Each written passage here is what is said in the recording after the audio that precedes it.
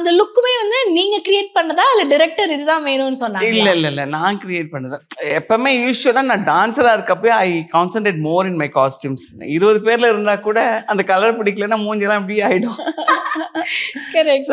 என்னால என்ன வந்து கன்வின்ஸ் பண்ணிக்க முடியாது காஸ்டியூம்ல. But at the same time directors சாய்ஸ்னு ஒன்று இருக்கு இல்லையா? இப்போ தாரா தப்பட்டெல்லாம் அழுக்க புடவை தான் கட்டி ஆகணும். ஸோ அது பாலா சாரோட கதாபாத்திரம். So I have to. இப்போ தில்லுக்கு துட்டு பண்றப்ப சந்தானமோட அம்மா வந்து ஒரு காலனில இருக்க கொஞ்சம் அப்படி அழுத்திக்கிற மாதிரி ஒரு அம்மா, ஜாலியா.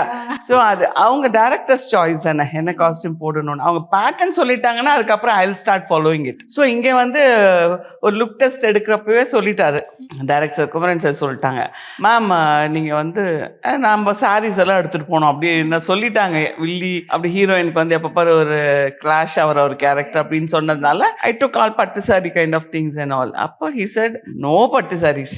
பட்டு சாரியெல்லாம் போட்டு அப்படி படாபடமாக காசு மாலையெல்லாம் போட்டு தங்கத்தில் கம்மல் மூக்குத்தி இப்படியெல்லாம் ஒரு கை நிறைய வளையல் இப்படியெல்லாம் தேவை கிடையாது மாஸ்டர். ஏதோ ஒரு ஆஃபீஸ் கோயிங் லேடி மாதிரி ஒரு கார்பரேட் கம்பெனியில் ஒர்க் பண்ணுற மாதிரி ஒரு பெரிய கலெக்டர் எப்படி ஒரு எலகண்ட் லுக்கு ட்ரெஸ்ஸிங் இருக்கணும் எனக்கு.